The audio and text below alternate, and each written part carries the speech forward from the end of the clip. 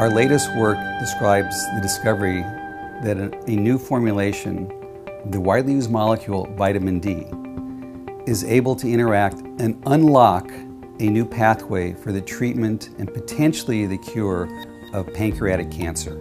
So when we look at pancreatic cancer under the microscope, we see a combination of cancer cells themselves and a dramatic wound healing response that surrounds it.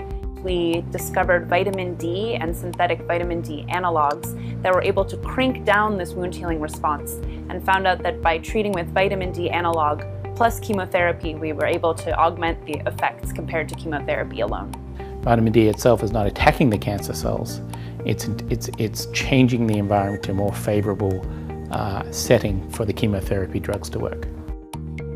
You cannot activate this with the normal vitamin D that you would take in a supplement or in fish oil, but rather a special form that we deliver directly into the person and allow the tumor to be exposed. One way you can think about it is that the tumor is like money locked inside a bank vault.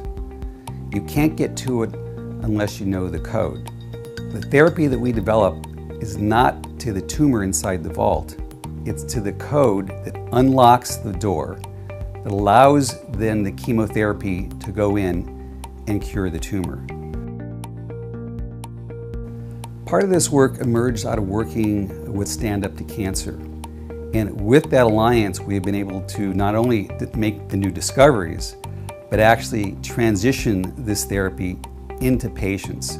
This study has gone straight into a clinical trial. You rapidly have gone to an idea in the lab that's gone straight into the clinical setting. And we hope from here we will look at other cancers that are fibrotic. The cells that we found in the pancreas that respond to vitamin D have cousins in other tissues like the liver, the kidney, and the colon. And so we're interested in whether the response we see in pancreas might be relevant in other tumor types as well.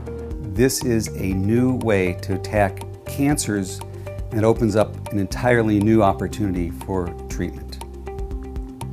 In the end, this is about the patient. We are doing science to both understand but also to give hope.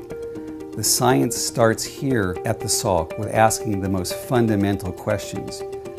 That in turn yields to fundamental answers, and that in turn yields new ways to treat the disease.